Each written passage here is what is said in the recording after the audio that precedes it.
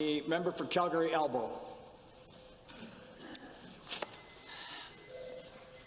Thank you very much, Mr. Speaker. Pardon me. I'm sorry, I'm leaving the chair. Proceed. Thank you, sir. Thank you, Mr. Speaker.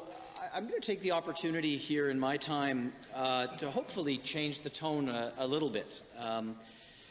What I want to talk about is the purpose of consultation, the form that it may take, and where this particular government has succeeded with some of the consultations that you've undertaken. We've used this word consultation in relation to Bill 6 over and over and over and over again. So many times, in fact, that it may almost have lost some of its meaning. What does it mean to consult?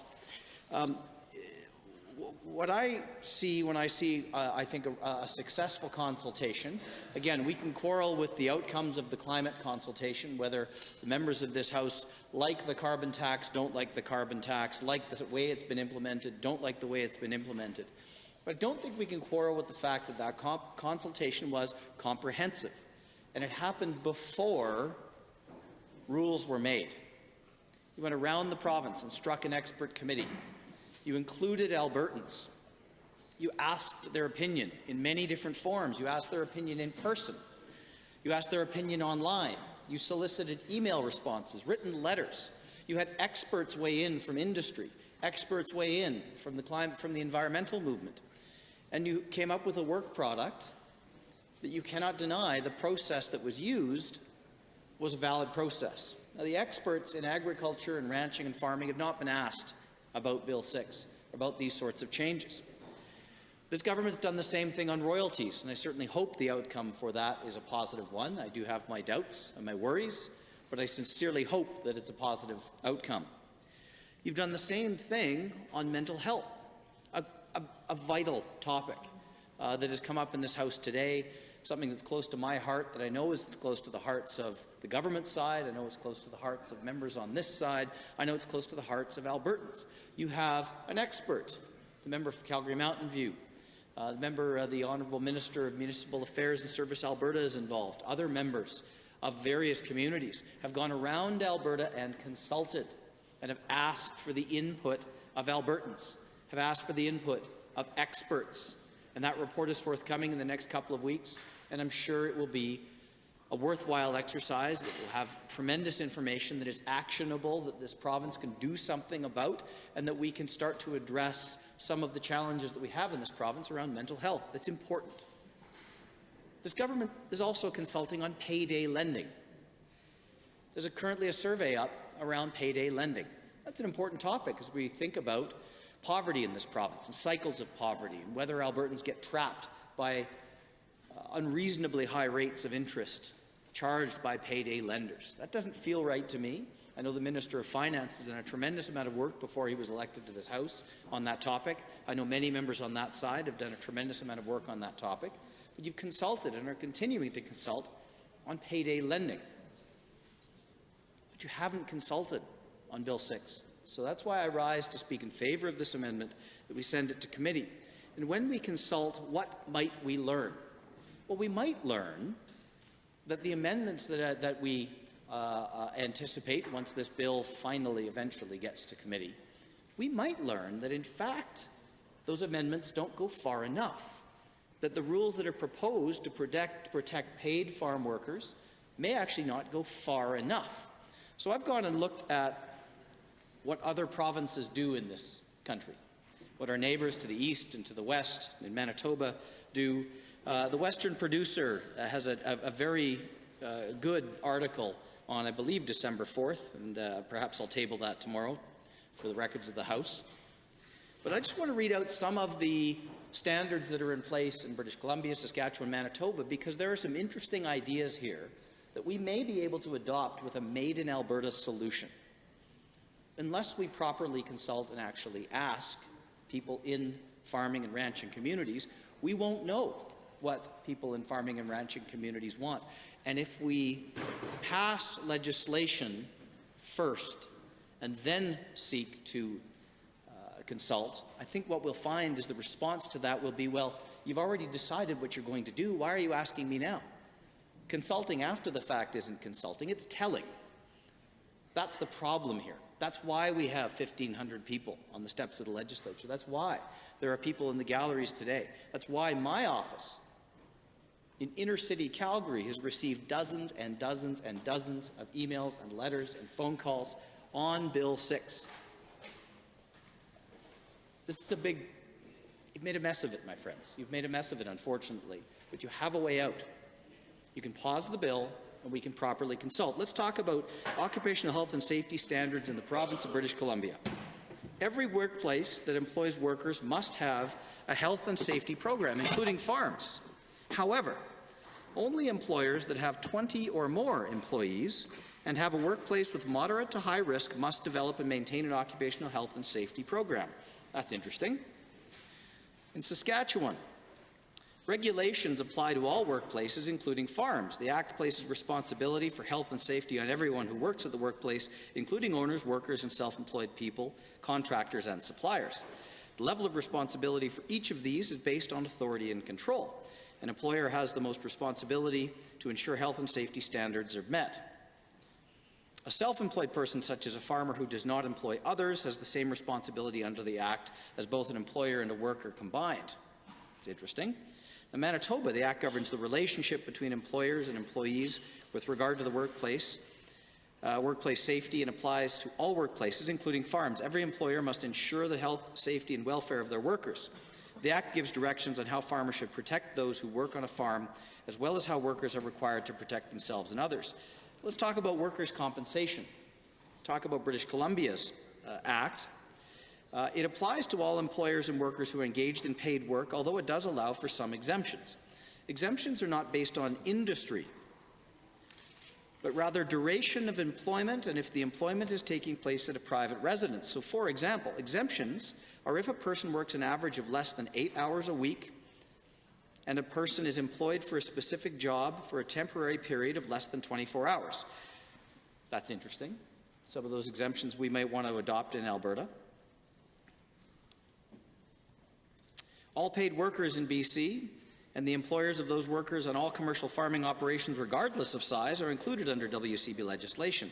Unpaid workers, such as children and family members performing chores or assisting in seasonal activities, are not included under the legislation in BC. Saskatchewan, like Alberta, WCB manages compensation system for workplace injuries on behalf of workers for their employer. There are exemptions for certain areas, including dairy, demonstrating and exhibiting, feedlots, grazing co-ops, land clearing, fur farms, livestock brokers, mobile farm feed services, or portable seed cleaning plants, pig farms, poultry farms, trapping, and voluntary workers. Voluntary workers, perhaps like your neighbour coming to help. In Manitoba, the Act applies to all employers in all industries. It does exempt farmers and family members of farmers from WCB regulation. Farmers in Manitoba can voluntarily apply for coverage for themselves and their family members. Labour standards. In BC, a farm worker is anyone employed in farming, ranching, orchards, and agricultural operations who grows or raises crops or livestock, clears land, operates farm machinery or other equipment, sells any products for a farm, or washes, cleans, sorts, grades, or packs product from harvest. Farm workers are covered by most sections of the Act, except minimum wage, paid wages, deduction of wages, and statutory holidays. Interesting, from British Columbia. Farm workers are not entitled to overtime, but farm work must not work excessive hours detrimental to their health. It's a pretty broad definition. The Saskatchewan legislation outlines the relationship between employer and employee, including application of minimum wages, holidays, and maternity leave. The Act does not apply to employees in farming, ranching, or market gardening, but it does apply to those in some other areas like egg hatcheries, greenhouses, nurseries, bush clearing, feedlots, confined feeding operations, and commercial hog operations. I could go on, but I think you get the point. I can keep going. I will table that article. I think it's actually very instructive and very interesting. There are some very interesting aspects of that laws that apply in other provinces. Our prairie province neighbours in Manitoba and Saskatchewan, our neighbours to the west in British Columbia, that I think we would perhaps welcome in this province as a way of protecting those on farms, both paid workers, perhaps and family as well, because what matters is keeping people safe. We get to that point by asking the question of the people who are impacted by the changes, just like we've done with climate and royalties and mental health and payday lending. We haven't, the government has not, asked those questions in a way that is authentic, that Albertans feel, both rural and urban, that you've done your homework, that you intend to actually genuinely consult. And I've got to say, my friends, the risk of invoking time allocation to shut down debate on this discussion doesn't help. It doesn't help in the slightest. It creates headlines that you don't want. It creates a very easy narrative.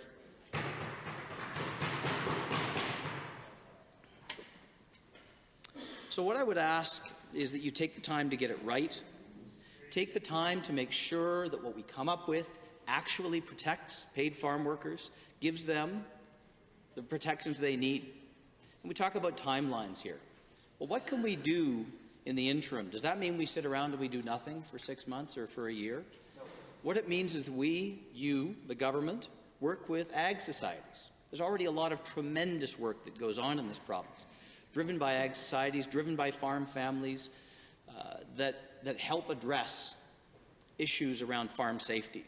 You can put some resources into that as the government today to help improve farm safety all around the province. This doesn't mean, this amendment, by sending this to committee, doesn't mean that you do nothing. It doesn't mean you have to abandon your principles. It doesn't mean you have to abandon support for farm workers or the desire to keep people safe. You can help promote farm safety by working actively with ag societies all around the province, by providing some resources to them. And that can happen right now, today. It should be happening right now, today, from this government.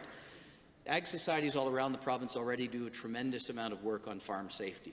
It's a topic I know is top of mind for farmers, because trust me, no one wants themselves to be injured, no one wants their family to be injured, no one wants their neighbor to be injured, no one wants a paid worker to be injured. No one wants that.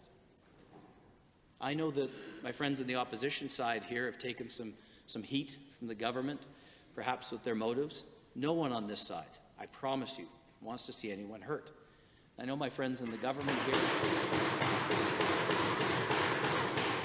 have taken a lot of heat, from myself included, for the process. And I think we all agree the process hasn't been ideal. But no one, certainly not least of me, I guess I can't speak for absolutely everyone, I don't question your motives. I don't. I really don't. I genuinely believe that every single person on that side wants people to be safe, and I genuinely believe that you feel you're doing this for the right reasons, consistent with your principles, with the reasons that you were elected to this House, the reasons you chose to go into public service in the first place, relating back to work that you probably did in your communities before you even became elected. I know that you're doing this from a good place. I genuinely believe that. Unfortunately, the way that you've gone about this means that the outcome isn't going to be what you want. You had to amend this bill dramatically. The amendment is longer than the bill itself. The protections that will actually be offered up as a result of these amendments are actually relatively thin. You could have gone further. But had you consulted properly, had the process that you followed been an open and comprehensive and fulsome process, I think you'd find in the course of 3 months, 6 months down the road, we'd have far greater protection for farm workers in this province, and you would have the buy-in of the vast majority of farmers and ranchers in Alberta. The outcomes would have been much better. So, you have an opportunity. You have an opportunity to make it right. You have an opportunity by supporting this amendment, sending it to committee, initiating a proper consultation process that starts by asking the question, what problem are we trying to solve? What's the nature of that problem? What's already in place? How do people around this province want to address that problem? Once you've got to that point, come back to the Legislative Assembly with a comprehensive bill that is detailed, that spells out exactly what the parameters are for farm safety legislation, in occupational health and safety, in the Labour Code, in the Employment Standards Code, in WCB. And in doing that, we'll find, I think, a lot more success. So why is it that a city MLA is standing up and talking about farm issues? Because it's about the way that you go about coming up with that answer. And it is in response to what I'm hearing from my constituents. Thank you, Mr. Speaker.